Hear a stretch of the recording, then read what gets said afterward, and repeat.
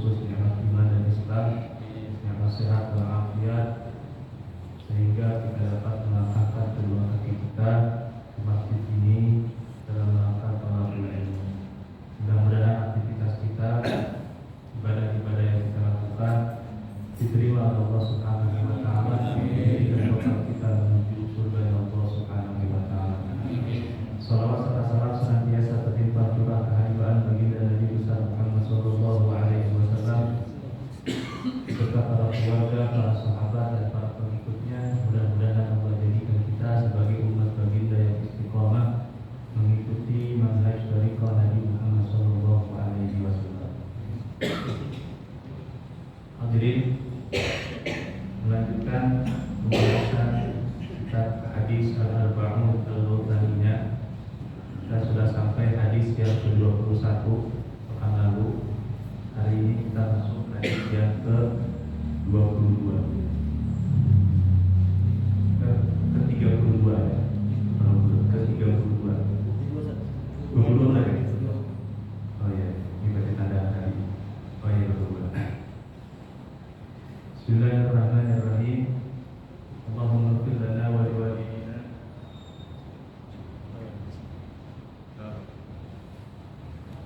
wa liwalidina wa limasyayikhina wa lijami'il muslimina amin. Wa bisana lil muttasil ila Syekh Mu'allif qala wa 'an Abdurrahman bin Aban huwa ibnu Uthman bin Affan radhiyallahu ta'ala anhuma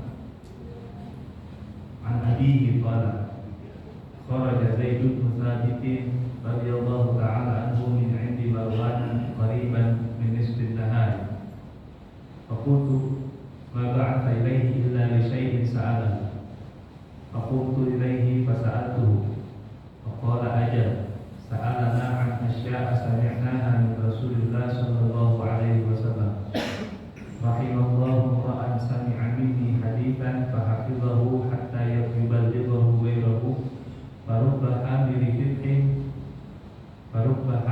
fiqhin ila man huwa afqahu minhu wa rubba hamili fiqhin laysa bifaqihin taratu khisalin la yadillu alaihinna qalbu muslimin ikhlasul amal lillahi wa munasahatu ulatil amri wa luzumul jama'ati fa inna da'watahum tuhibu man wara'ahu. Sahih Ibnu Hibban. Hadis yang berikutnya ini yang ke-22 dari Abdurrahman bin Aban. Abdurrahman bin Aban, Aban bin Uthman, Uthman bin Affan. Jadi Abdurrahman ini adalah cucu daripada Sayyidina Uthman bin Affan. Abdurrahman bin Aban bercerita dari bapaknya, dari Aban ya. Aban ini yang bercerita. Kata Aban, satu ketika sahabat Nabi yang bernama Zaid bin Thabit radhiyallahu ta'ala anhu keluar dari istana Marwan. Marwan ini Marwan bin Hakam. Marwan bin Hakam ini salah satu khalifah ketika masa dinasti Bani Umayyah ya, namanya Marwan bin Hakam. Secara usia Marwan bin Hakam ini junior. Beliau itu lahir tahun 2 Hijriah. Sedangkan Zaid bin Thabit itu sudah lahir sejak sebelum hijrah, belasan tahun sebelum hijrah. Nah, kata Aban, saya melihat Zaid bin Thabit keluar dari Marwan, artinya dari istana. Kata Aban, saya sih kira gak mungkin seorang Zaid bin Thabit keluar dari istana Marwan, melainkan ada satu perkara yang pengen ditanya sama khalifah. Ya, ini berkaitan dengan pemimpin minta fatwa gitu ya sama ulama. Jadi one team press, Dewan Pertimbangan Presiden. Lalu Aban yang pening kepada Zaid bin Thabit nanya, tadi ngapain katanya dipanggil Marwan? Kata Zaid bin Thabit, tadi beliau bertanya tentang beberapa hal yang pernah kami dengar daripada Rasulullah Shallallahu Alaihi Wasallam. Jadi Marwan tuh minta dibacain hadis.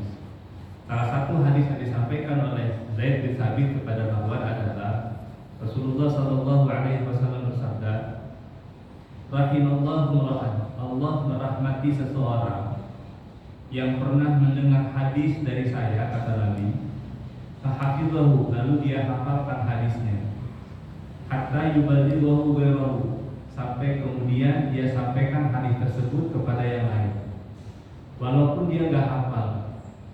Jadi hadis, nggak hafal atau nggak paham.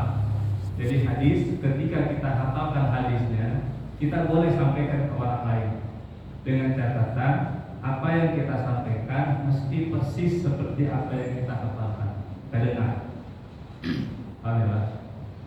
Memang secara ilmu hadis ada istilah namanya hadis yang diriwayatkan bil makna. Walaupun secara naskah berbeda, kalau maksud dan tujuannya sama, boleh disampaikan. Tapi ulama mensyaratkan orang yang boleh meriwayatkan hadis bil makna seperti ini, jadi dia boleh merubah redaksi hadisnya, yang penting poinnya sama, harus orang yang ahli dalam bidang bahasa. Karena bahasa Arab itu kadang-kadang walaupun dua kata ini punya makna yang sama, bersinonim, tapi ternyata jika disandingkan dengan kata yang berbeda, itu bisa berubah maknanya.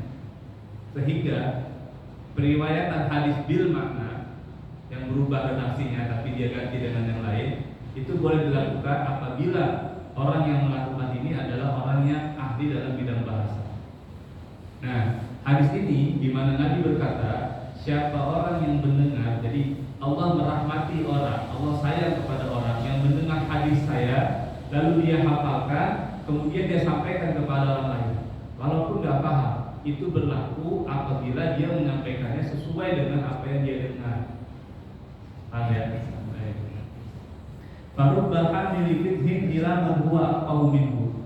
Kadang-kadang ada orang bawa ilmu, sedangkan dia nggak tahu ini ilmu buat apa, dia sampaikan kepada orang lain inilah yang tahu ilmu ini buat apa. Nah, kita ini yang merantara ini kata Rasulullah, rahimallahu ra'an, Allah akan sayang kepada kita. Nah, makanya kalau bisa hadis dihafal, gitu ya. Baik. Warubba hamili fikhin laisa bifaqihin, berapa banyak juga orang yang bawa hadis padahal dia nggak paham apa kandungan hadis. Inilah kenapa ulama itu mengatakan ulama-ulama hadis itu ibaratnya apotek, dia penyedia obat. Ulama fikihlah dokternya.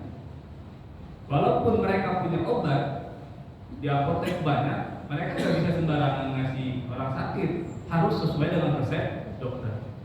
Jadi banyak ahli hadis yang nggak pakar fikih, dia hafal ratusan ribu hadis, ribuan hadis dia hafal, sedangkan dia nggak tahu maksudnya. Ketika nanti penjelasan ulama fikih menyampaikan, oh ini hadis yang saya hafal begini maksudnya, gitu. Ya, itu begitu aja Allah sudah merahmati. Apalagi hafal hadisnya juga, paham juga, menyampaikan juga. Masya Allah. Ini satu kemuliaan juga. Ya. Nanti riwayat yang lain mengatakan, naddarallahu ra'an, Allah akan memberikan wajah yang bersinar kepada orang yang mendengar hadis, lalu dia hafalkan dan dia sampaikan kepada orang lain seperti apa yang dia dengar. Jadi memang beda redaksi mana, tapi maknanya sama. Allah mengangkat derajat orang yang menghafalkan hadis meskipun dia tidak paham. Nah, selain itu nasihat yang disampaikan oleh Sayyidina Zaid bin Thabit kepada Marwan bin Al-Hakam tadi, salatu khisalin, ada 3 perkara la yadhillu alaihinna qalbu muslimin, yang tidak akan membuat hati orang Islam ini terbebani. Artinya 3 perkara ini akan membuat orang itu hidupnya tenang. La yadhil, dhil itu maknanya belenggu. Jadi hatinya tidak terbelenggu. Apa 3 amal itu? Yang pertama, ikhlasul amali lillah, belajar ikhlas setiap amal karena Allah Subhanahu wa taala. Jadi tidak ada beban. Tidak ada beban. Yang kedua, munasahatu wulatil amri, menasihati pemimpin. Kalau berani menasihati pemimpin, mengatakan hak yang batil tanpa terikat, misal ini, makanya sebetulnya ada bertentangan, ada perbedaan pandangan di antara ulama sufi. Ulama sufi bilang ini jangan deketin jangan deketin umaro. Karena kalau ulama deket umaro itu takut-takut ya dibagi-bagi hadiah segala macam, akhirnya nggak berani nasihatin. Padahal kalau mau dibagi hadiah ambil aja. Yang penting tetap tegakkan. Kalau salah. Nah, bisa nggak gitu kita? Mudah-mudahan ulama-ulama kita yang di samping pemerintah sekarang berani begitu, insya Allah.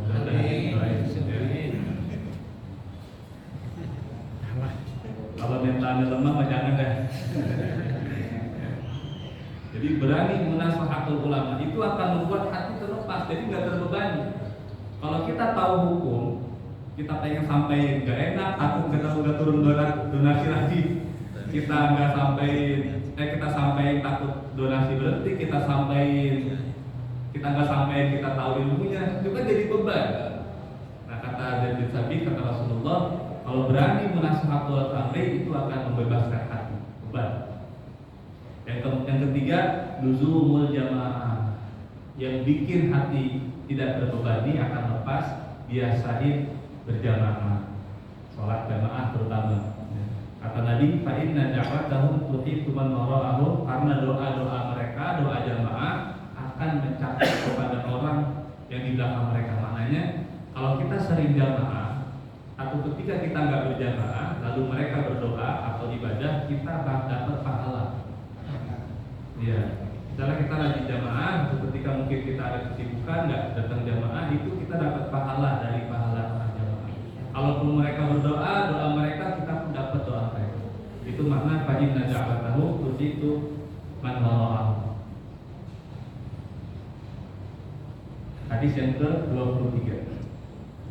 Wa an Abi Mas'ud radhiyallahu ta'ala anhu qala Rasulullah sallallahu alaihi wasallam, ya ummul qauma aqra'uhum li kitabillah, fa in kanu fil qira'ati sawa'an fa a'lamuhum fis sunnati, fa in kanu fis sunnati sawa'an fa aqdamuhum fil hijrati, fa in kanu fil hijrati sawa'an fa aqdamuhum sinnan.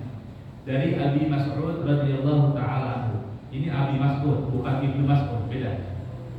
Kalau Abi Mas'ud namanya Uqbah bin Amr. Namanya Uqbah bin Amr. Dia punya gelar Al-Badri. Al-Badri seharusnya gelar untuk orang yang ikut perang Badar. Tapi Uqbah bin Amr ini atau Abi Mas'ud, dia tidak ikut perang Badar. Tapi digelar Al-Badri karena tinggal di Badar. Tinggal di daerah Badar, ya. Enak ya. Kemarin ke-17 Ramadan itu kisah perang Badar ya. Nah, Abi Mas'ud ini pernah berkata, Rasulullah Shallallahu Alaihi Wasallam bersabda, yang berhak untuk menjadi imam di tengah-tengah kaum adalah aqra'uhum li kitabillah, yang paling qari terhadap kitab Allah. Nah, kita pernah bahas. Iqra artinya baca. Tapi ulama banyak mengartikan iqra sebagai hafal. Karena memang nanti beberapa hadis walaupun tulisannya iqra, tapi rentetan narasinya ini sih nggak mungkin baca doang. Apa nanti di bawah ada bunyinya bacalah, tapi kayaknya nggak cocok kalau cuma baca doang, harus hafal. Nah, sehingga ulama mengatakan hadis-hadis yang berbunyi iqra ini adalah hafalan. Sehingga kita bisa artikan yang berhak jadi imam adalah yang paling banyak hafalan Qur'annya. Tapi saya juga garis bawahi, karena dia ngomongnya iqra, qiraat, maka yang mesti dites pertama kali adalah fasoha, fasih. Walaupun hafalannya dikit, cuma surah-surah pendek doang, kalau dia fasih, paham hukum-hukum Quran, bahkan paham hadis, paham hukum jamaah, dia lebih utama daripada yang hafal Quran banyak tapi bacanya kurang fasih. Kalau ada orang hafal Quran plus fasih, maka dia duluan jadi imam. Gitu ya. Ketika ada orang hafal Quran tapi kurang fasih, suruh mundur dulu. Gitu. Karena hafalan di sini cuma unggul doang. Sedangkan keabsahan sholat dibutuhkan fasohah. Walaupun cuma baca al-Ikhlas, kalau fasih dibanding baca Al-Baqarah enggak fasih, tetap menangan al-fasih. Betul ya? Apalagi di Al-Fatihah. Kalau sampai enggak fasih, batal semua sholatnya. karena itu diutamakan yang fasih. Baik. Kalau ada dua orang dengan hafalan Quran sama, kefasihan sama, pilih yang mana? Diutamakan yang paling tahu terhadap sunnah-sunnah Nabi. Berarti yang paling alim. Ya. Lempengan ini alim mundur nih. Itulah kenapa kalau bapak-bapak baca riwayat tentang taraweh, Sayyidina Umar kan alim luar biasa. Ada Sayyidina Mu'adz bin Jabal di situ. Tapi waktu itu ditunjuk jadi imam adalah Ubay bin Ka'ab. Kenapa? Karena beliau adalah salah satu orang yang paling pakar terhadap Quran. Kan termasuk sekretaris Nabi terhadap ayat-ayat Al-Quran. Sehingga Sayyidina Umar mendorong Sayyidina Ubay bin Ka'ab untuk jadi imam. Gitu. Ini jadi walaupun pinter, kalau kalah fasih mundur dulu, gitu ya. Nah, tapi kalau sama-sama fasih, sama-sama alim, sama-sama hafal Quran, maka pilih yang paling berilmu. Kalau fasih sama, hafalan sama, ilmunya sama, maka utamakan yang paling dahulu berangkat hijrah. Hijrah di sini bisa bermakna hijrah dari Makkah ke Madinah, bisa bermakna masuk Islam. Jadi walaupun dia lebih berilmu, walaupun ilmunya sama, kalau hijrahnya belakangan, masuk Islamnya belakangan, itu mundur dulu, malah sama senior, gitu ya. Kalau sama, kalau nggak sama ya senior mundur. Kalau fasihnya sama, hafalannya sama, ilmunya sama, hijrahnya bareng, baru fa'ikanu fil hijrah disawaan fa'adam muhsinah, pilih yang tuaan. Terakhir, lama. Emang perlu insaf, ya, perlu sadar diri. Urusan begini bukan urusan siapa paling tua, bukan, ya, urusan siapa paling layak. Kalau umur sama, fasih sama, hafalan sama, ilmu sama, umur sama, pilih yang mana? Pilih yang udah menikah sama yang belum. Kalau yang udah nikah maju, yang belum tak dulu. Kalau sama-sama dua nikah, pilih yang bininya dua. Ya. Tapi ini pengembangan ulama ya. Sampai nanti kalau sama-sama bininya dua, pilih yang banyakkan duitnya, kekayaan. Urusan kesini ulama mengkias dengan yang mana yang paling potensial khusyuk. Kalau kira-kira bini satu, bini dua, yang mana yang paling khusyuk kira-kira? Ulama sih bilang yang bininya dua, apa lebih potensial khusyuk. Makanya kita alhamdulillah betul-betul bikin satu ya. Tambahin lagi dua jadi khusyuk insyaallah. Kayak ini aja ya. Itu ulama. Jadi ulama kemudian merunutkan setelah umur tadi, yang mana yang paling potensial untuk khusyuk. Gitu. Itu yang didahulukan. Baik. Hadis yang berikutnya, hadis yang ke-24.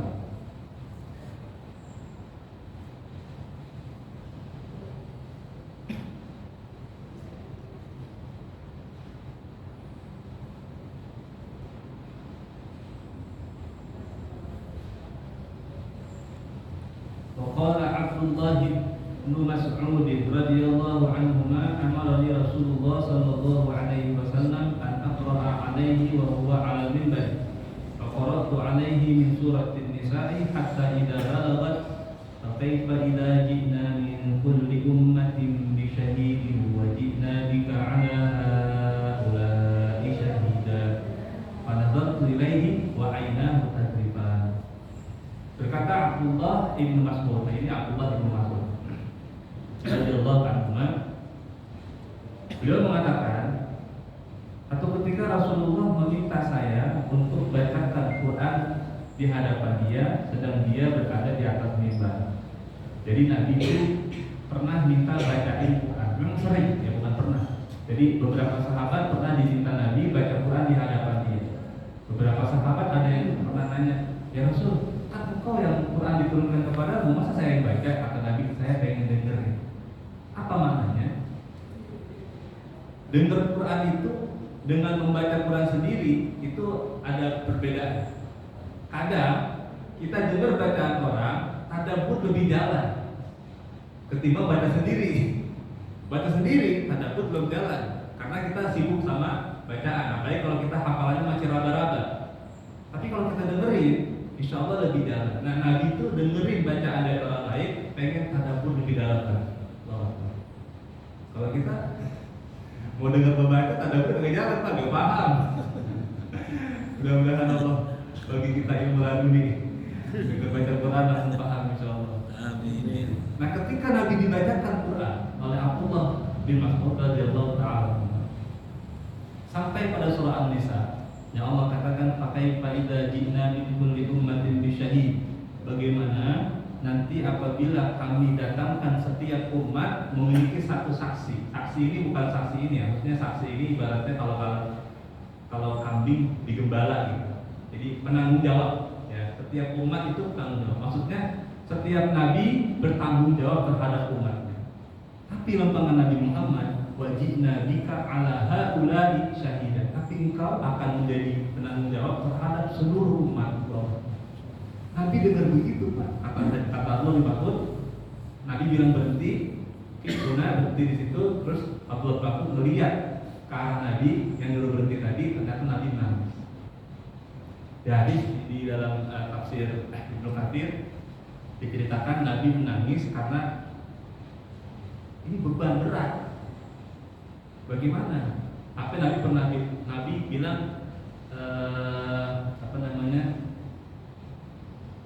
Syahidtu madum tabihin idza tawaffaitani fa anta raqib. Aku menjadi penanggung jawab selama aku masih bisa melihat. Tapi ketika aku sudah meninggal bagaimana cara bertanggung jawab? Ternyata saya nggak tahu terhadap umat-umat yang nanti akan datang. Jadi Nabi itu dengar ayat itu merasa berat, merasa tanggung jawab dan beban, akhirnya dia menangis. Apa maknanya? Maknanya ada beban yang dipikul untuk bertanggung jawab terhadap umatnya. Oleh karena itu, kita sebagai umatnya, kalau sayang sama baginda Nabi, jangan jadi beban Nabi, itu kata Syekh. Kalau kita sayang sama baginda Nabi, jangan jadi beban. Karena satu umatnya saja yang nanti bermasalah di akhirat, Nabi gak bakal masuk surga sampai dia selesai dulu di masalahnya. Makanya dalam hadis yang diriwayatkan oleh Sahih Muslim, nanti umat-umat Islam yang ahli surga sudah sampai depan pintu, itu pintu surga belum dibuka. Sampai nungguin lagi. Di mana nabinya? Masih di sana loh. Ngurusin yang pada jatuh, ngurusin yang pada nyangkut. Allah Akbar. Mudah-mudahan Allah jadikan kita sebagai umat yang tidak membebani Nabi Muhammad SAW. وعن ابن عمر رضي الله تعالى عنهما قال لقد عشنا برهة بدهرنا وإن أحدنا يؤتى الإيمان قبل القرآن وتنزل السورة على محمد صلى الله عليه وسلم فيتعلم حلالها وحرامها وما ينبغي أن يوقف عنده فيها كما تعلمون أنتم القرآن. ثم قال لقد رأيت رجالا يؤتى أحدهم القرآن فيقرؤون بين فاتحته إلى خاتمته ما يدري ما عامله ولا زاجره ولا ما ينبغي أن يوقف عنده منه ينثره نثر الدقر. Kata Sayyidina Abdullah bin Umar, ini hadis ini tamparan buat kita, perhatikan baik-baik. Kata Abdullah bin Umar, kita beruntung bisa hidup di masa kita karena kita beriman sebelum Al-Quran diturunkan, ya kan? Jadi kan mereka sahabat beriman pada saat Al-Quran belum sempurna diturunkan. Dan kita pelajari setiap surah, setiap ayat langsung kepada Nabi Muhammad SAW. Maka kita belajar yang mana yang halal, yang mana yang haram, yang mana mesti kita perhatikan daripada baca Al-Quran itu. Sebagaimana kalian belajar hari ini, kata Abu Bakar kepada para sahabat. Lalu dia mengatakan, aku melihat di masa itu ya, ada sekelompok orang yang dia sudah diberikan Quran, artinya sudah baca Quran, sementara imannya belum kuat. Kalau umabaina fatihatihi ila khatimatihi, dia baca Quran dari Fatihah sampai khatam, tapi ma yadri ma amiruhu, dia enggak pernah tahu mana perintah, wala zajiruhu, mana larangannya, wa ma yang bagi ayyuqa indahu minhu, dia enggak tahu di mana harus berhenti ketika baca Quran. Ini berkaitan dengan wakaf dan tidak. Kita kan kadang-kadang baca Quran per halaman, harusnya nggak boleh. Paling nggak cari ain itu sudah potongan tema. Ya. Jadi bukan halaman. Kalau kita berhenti di halaman itu satu temanya kepotong tuh, ya, nggak pas. Ya. Intinya kata Abdullah bin Umar, nanti akan ada orang-orang yang baca Quran, dia nggak tahu di Al-Quran itu ada perintah apa, ada larangan apa, adakah kabar gembira atau kabar menyedihkan tentang neraka, dia nggak tahu, baca aja. Bahkan dia mengatakan yang turhu nafad dakri, apa ya kan, melesat seperti, bukan melesat ya. Bapak-bapak pernah lihat jangkar dari kapal laut gede jatuh ke bawah nggak? Iya, rantainya kan gitu kan. Jadi diumpamakan Al-Quran keluar dari dirinya seperti itu, nggak berbekas sama sekali. Seperti jangkar dari kapal laut jatuh ke laut dengan cepatnya. Sehingga poin yang disampaikan di sini adalah banyak di antara umat Nabi sekarang ini baca Quran seperti itu, nggak nyangkut. Nabi kan ngomongnya kalau ketemu ayat rahmat minta kepada Allah rahmat, ketemu ayat azab berlindung kepada Allah tentang ayat azab. Bahkan kalau nggak bisa nangis, kata Nabi dalam satu riwayat, kau pura-pura nangis. Ini kan berarti bahwa selain baca kita mesti mentadabbur. Ini tamparan buat kita, Pak. Kita ini Ramadan ini seringnya kejar bacanya, bukan kejar tadabburnya. Allah nggak pengen itu, Nabi nggak pengen itu. Hadis yang berikutnya yang ke-26. Wa 'an Ibnu Abbas radhiyallahu ta'ala anhu qala. Ini juga Pak, tamparan juga bagi kita. Dari Abdullah bin Abbas radhiyallahu ta'ala anhu, beliau berkata, "Lamma qubida Rasulullah sallallahu alaihi wasallam, qultu li rajulin min al-ansar." Ketika Rasulullah sallallahu alaihi wasallam wafat, saya berkata kepada seorang kawan dari golongan Ansor, orang Madinah, tapi gak sebut namanya. Halumma fal as'al ashab Rasulullah sallallahu alaihi wasallam fa innahum yawma kathirun. Kata Abdullah bin Abbas, ayo, Rasulullah sudah meninggal, kita datengin sahabat-sahabat Nabi yang senior, kita ngaji ke dia, kita belajar ke dia, kita minta hadis dari dia orang. Mereka masih banyak. Apa kata sahabatnya? Wa ajaban laka ya Ibnu Abbas, ataronna yaftaqiruna ilaika wa fil nasi min ashabi Rasulullah sallallahu alaihi wasallam fihim. Kata kawannya ini, aneh-aneh aja lu gitu kalau kita. Aneh-aneh aja teh. Emang ente kira ente bakal dicari orang? Gitu katanya. Sahabat Nabi masih banyak, udah gak usah ngaji gitu katanya gitu. Ente gak bakal jadi orang dicari gitu. Anak kecil bocah, kan aku lebih lama tadi dunia kan ketika lagi meninggal usianya belasan tahun. Dia punya inisiatif, pengen ngaji, apa katanya? Macam-macam aja ente. Orang gak bakal dari ente, Abdullah gitu. Mau diremehin. Akhirnya kata Abdullah bin Abbas, fatarab kuda, saya abaikan dia. Wa aqbaltu as'alu ashab Rasulullah sallallahu alaihi wasallam. Saya kemudian pergi mencari sahabat-sahabat Nabi untuk belajar ngaji. Wa in kana yablughu lil haditsa 'an ar-rajuli fa'ati babahu wa huwa qa'im. Ketika saya dengar ada perbincangan lalu ada hadis, saya cari orangnya, siapa yang menyampaikan hadis ini. Datang ke rumahnya. Dan ketika itu orang yang dia cari bahwa qa'im lagi tidur siang. Perhatikan Pak, Abdullah bin Abbas datang ke rumah gurunya pengen memastikan satu hadis yang dia dengar. Satu Pak, ini 40 nih. Satu hadis, datang ke rumah gurunya Pak. Gurunya lagi tidur siang. Apa dia lakukan? Fa'atawassadu bidai ala babihi. Saya gulung sorban saya, tidak. Saya gulung sorban saya jadikan bantal. Kemudian apa dilakukan? Fa'atawassadu bidai ala babihi yasbirrihu alayya minat turab. Saya tertidur di depan pintu rumahnya, siang-siang bolong sampai debu di bawah angin menimpa wajah saya. Kemudian ketika sudah lewat waktu tidur siang, fayaron. Orang ini yang sahabat Nabi ini yang dicari sama Abdullah bin Abbas keluar, melihat Abdullah bin Abbas, dia mengatakan, "Ya Allah, ya ibn amma Rasulullah sallallahu alaihi wasallam, ma ja'a bik?" Ibn Abbas, ente kan sepupu Rasulullah. Ente ngapain di sini? Tidur di depan pintu siang-siang. Ente kan bisa utus orang, panggil saya ke rumah ente. Ini orang sahabat Nabi tahu bahwa Abdullah bin Abbas ini sepupu baginda Rasulullah SAW. Dia adalah orang mulia. Dia bilang, ente gak perlu sini, saya yang ke rumah ente. Ente utus orang, undang saya datang ke rumah ente, saya ajar. Apa kata Abdullah bin Abbas? La ana haqqu an atik. Enggak, saya yang harus datang ke rumahmu. Perhatikan baik-baik. Abdullah bin Abbas datang ke rumah gurunya, padahal dia sepupu baginda Rasulullah SAW. Sekarang Pak, kita ngaji, guru datang ke rumah kita Pak.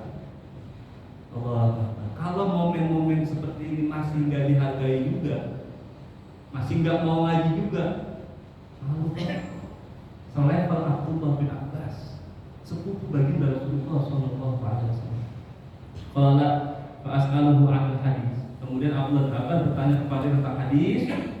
Lalu fa'asha hadzal rajul ansari hatta ra'ani wa qad istama'an nasu hawli yas'aluni. Fa yaqulu hadzal fata kana aqalani. Kemudian waktu berlalu, Abdullah bin Abbas masa kecilnya dihabiskan belajar kepada sahabat-sahabat Nabi. Orang yang tadi nih yang nggak mau ngaji masih hidup sampai tua sampai gede. Akhirnya dia melihat Abdullah bin Abbas dikelilingin orang banyak pada ngaji kepada Abdullah bin Abbas. Lalu orang itu berkata, itu emang orang cerdas. Padahal bareng awalnya diajak ngaji, tapi dia bilang emang orang bakal nyari ya Abdullah ya. Kita nggak tahu ke depan. Kita nggak tahu ke depan, ngaji aja ya. Soal nanti orang bakal cari kita apa enggak itu urusan Allah. Kita ngaji, ilmu kita pakai. Nanti apakah orang butuh atau enggak, nanti Allah yang bakal datang. Nggak ada ilmu yang nggak bermanfaat, pasti bermanfaat. Saya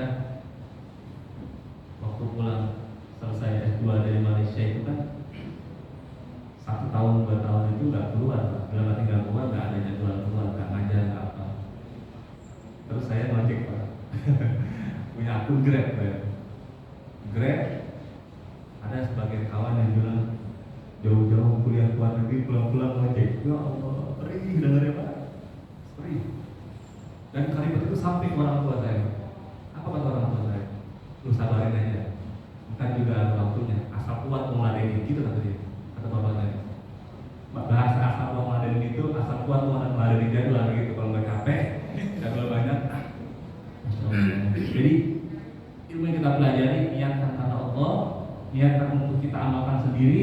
Nanti pada saatnya Allah akan bukakan orang untuk melihat bahwa kita punya sesuatu, dia akan datang sendiri. Nggak ada ilmu yang bermanfaat, tergantung bagaimana kita niat pada saat belajar. Insyaallah. Ini Abdullah bin Abbas, Allah angkat derajatnya.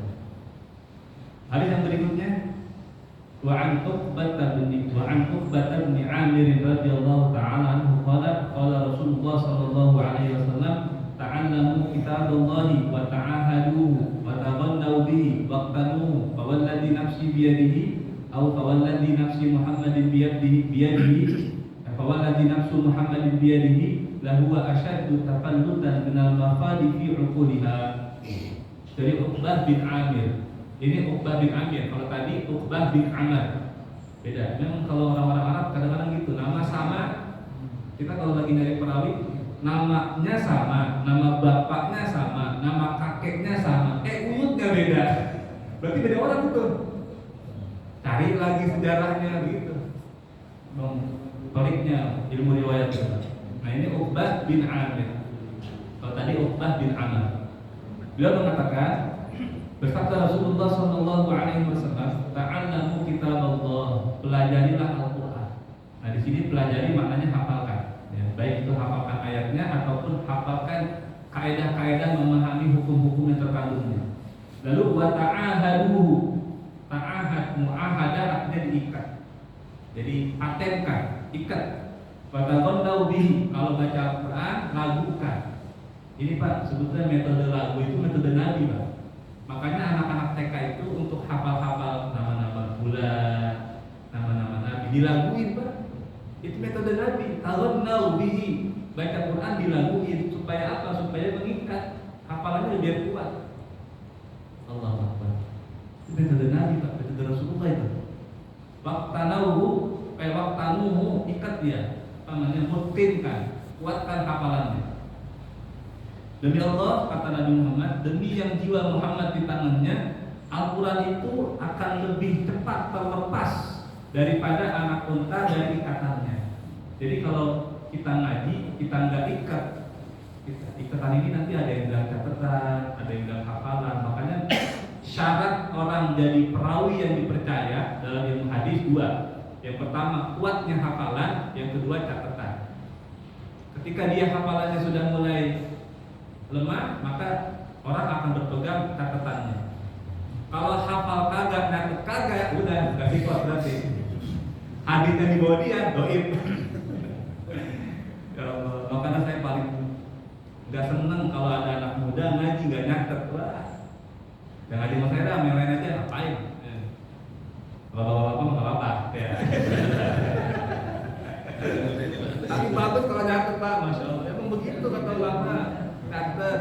Ya. Kecuali kalau memang punya hafalan yang kuat, saya husnuzon mungkin bapak-bapak ini hafalannya besar. Oh maaf ya, saya kan dari kayak gini bener Pak. Ya. Bukan lagi nyindir, bukan ya. Bukan lagi nyindir, bukan lagi ngomong, bukan. Memang inilah ilmu seperti ini, memang ulama begitu ngajarinnya. Ya. Saya sampaikan apa adanya. Jadi kalaupun disindir, yang nyindir bukan saya, ini Rasulullah. Saya hanya pegang lidah aja. Ya. Allah Akbar. Dilakuin, lalu dikuatkan hafalannya. Tapi lagunya yang benar ya Pak. Ya. Saya juga memberikan perhatian besar kepada, saya sudah pernah bilang sebelumnya. Beliau nggak suka ya lomba-lomba kiroat dan tilawah-tilawah yang sampai lengkik-lengkik itu, dia nggak suka itu berlebihan. Apalagi lagu-lagu yang kemudian apa ya bahasanya, ya kayak langgam-langgam sidet gitu. Memang sih secara hukum selama kaidah tajwidnya itu benar sih nggak apa-apa ya, cuma khawatir nabrak kaidah tajwid. Lalu yang bagus bagaimana? Saya sering bilang sama anak-anak yang belajar, jangan pernah belajar lagu secara nada, tapi fokus tajwidnya, baca dengan enak, nanti lagu tercipta sendiri. Makanya setiap ulama beda-beda. Abdurrahman As-Sudaih punya lagu sendiri, Mishair Rasyid punya lagu sendiri. Itu bukan dia ngarang atau dia ciptain adanya, bukan. Dia fokus kepada panjang pendeknya, lalu dia alirkan sesuai dengan bentuk suaranya dia, terciptanya lagu model begitu. Kita yang potongan begini gak usah maksa-maksa. Kadang-kadang bocah kecil diadain lagu, ya. Akhirnya panjang pendeknya berantakan Pak. Ya Allah, saya berapa kali tuh. Mohon maaf ya, metode-metode macam kayak Umi, Tilawati itu kalau bener ngajarnya jadinya bagus. Tapi kalau lagi setengah-tengah, aduh capek Pak. Dia maksain lagu, sementara panjang pendeknya berantakan, kita benernya payah-payah. Loh. Ya, jadi melakukan boleh, tapi memaksakan lagu tidak boleh. Berikutnya, wa an Abi Umamah radhiyallahu ta'ala anhu annahu kana yaqulu iqra'ul Qur'ana wa la taghurrannakum hadhihi al-masahiful mu'allaqah fa inna Allaha la yu'adzibu qalban wa al-Qur'an. Ini terakhir ya. Dari 55. Dari Abu Umamah al-Bahili radhiyallahu ta'ala anhu, kata baginda Nabi sallallahu alaihi wasallam, bacalah Al-Quran. Nah, di sini bacalah maknanya hafalkan ya Pak. Karena la taghurrannakum hadhil masahiful mu'allaqah. Jangan kamu tertipu dengan lembaran-lembaran ini. Quran itu namanya mushaf. Jangan tertipu dengan mushaf ini. Artinya jangan ngandelin ini.